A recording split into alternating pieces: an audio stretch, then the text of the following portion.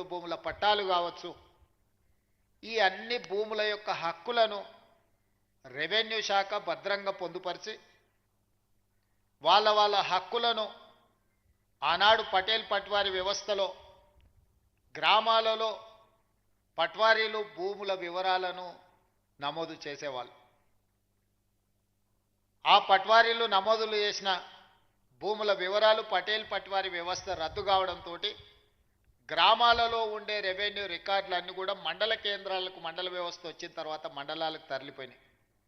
భూమికి సంబంధించి ప్రభుత్వం ఆ తర్వాత తీసుకొచ్చిన పరిణామాలలో విఆర్ఓ విఆర్ఏలను తీసుకొచ్చి ప్రభుత్వ అధికారులుగా ప్రభుత్వ ప్రతినిధులుగా గ్రామాలలో ఉండే భూముల యొక్క సమాచారాన్ని సేకరించి మండల కేంద్రాలలో మండల రెవెన్యూ ఆఫీసర్సు లేదా తహసీల్దార్ దగ్గర భద్రపరిచారు. చాలా వరకు భూ వివాదాలు ఉన్న కోర్టు కేసుల్లో ఉన్న భూములు తప్పితే 95% భూములకు సంబంధించిన వివరాలు ప్రక్షాళన చేసి 4-5 దశాబ్దాలు ఈ భూముల యొక్క వివరాలను సేకరిస్తూ ప్రక్షాళన చేసి ప్రజలకు ఈ రికార్డులను అందుబాటులో పెట్టారు. ఉన్న పలంగా తెలంగాణ రాష్ట్రం వచ్చిన తర్వాత పాలకుల మెదడులో కదిలిన ఆలోచన 2020 భూముల యొక్క చట్టాలను అన్నిటిని కూడా ఆర్ఓఆర్ యాక్ట్ను మారవాలన్న ఆలోచన.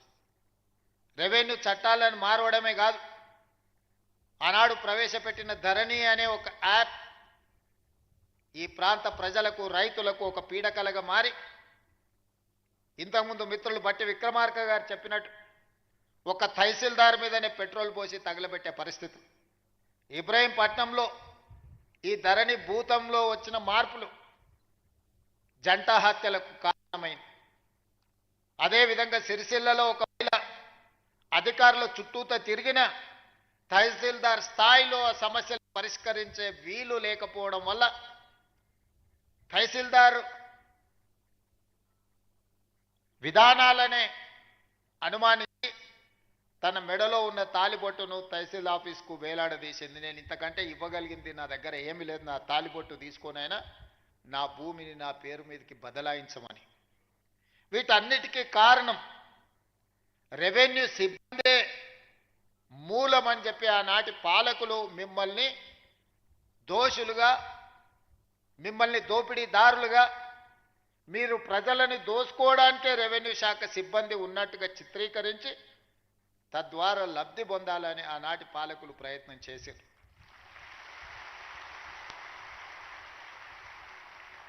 ఇక్కడున్న రెవెన్యూ సిబ్బందిని, తెలంగాణ రైతాంగాన్ని నేను అడుగుతున్నా. దాదాపుగా 65 సంవత్సరాలు మన భూములకు సంబంధించిన వివరాలు, మన భూముల ఖాతాలు, 69 లక్షల కమతాలకు సంబంధించిన వివరాలను ఈ రెవెన్యూ సిబ్బందే కాపాడారు కదా. వీళ్ళే కదా మన హక్కులను భద్రంగా పొందుపరిచింది.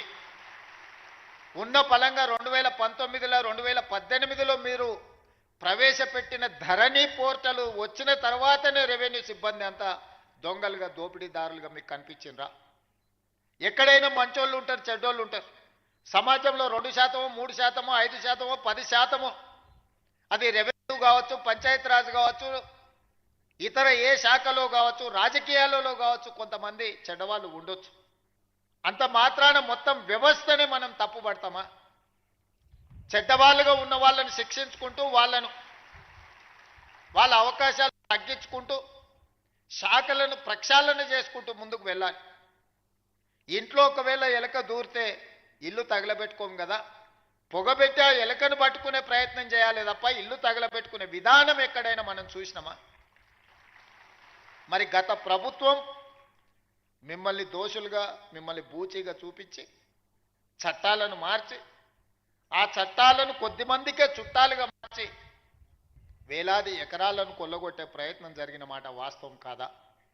అందుకే ఎన్నికల కంటే ముందు సమ్మక్క సారలమ్మ ఆశీర్వాదంతో నేను పాదయాత్ర మొదలుపెట్టి ఆ తర్వాత ఆదిలాబాద్ నుంచి ఖమ్మం జిల్లా వరకు మా మిత్రుడు బట్టి విక్రమార్క గారు పాదయాత్ర చేసినప్పుడు పేదవాళ్ళు, ముఖ్యంగా దళితులు, గిరిజనులు, ఆనాడు పోడు భూముల పట్టాలు పొందిన వాళ్ళు కావచ్చు, ఇందిరమ్మ రాజ్యంలో ఆనాడు అసైన్మెంట్ భూములు దాదాపుగా 25 లక్షల ఎకరాలు పేదలకు పంచిపెట్టిన వాళ్ళు కావచ్చు, లేదా స్వకష్టార్జితంతో సంపాదించుకున్న సొమ్ముతో కొనుగోలు చేసిన భూముల వివరాలు చిన్న చిన్న సమస్యలతోని శాశ్వతంగా తమ భూమి తమది కాదు అని తెలిసినప్పుడు వాళ్ళ ఆవేదన, వాళ్ళ దుఃఖం వర్ణాతీతం. తను కష్టపడి జీవితాంతం తనకు గ్రామంలో గుర్తింపు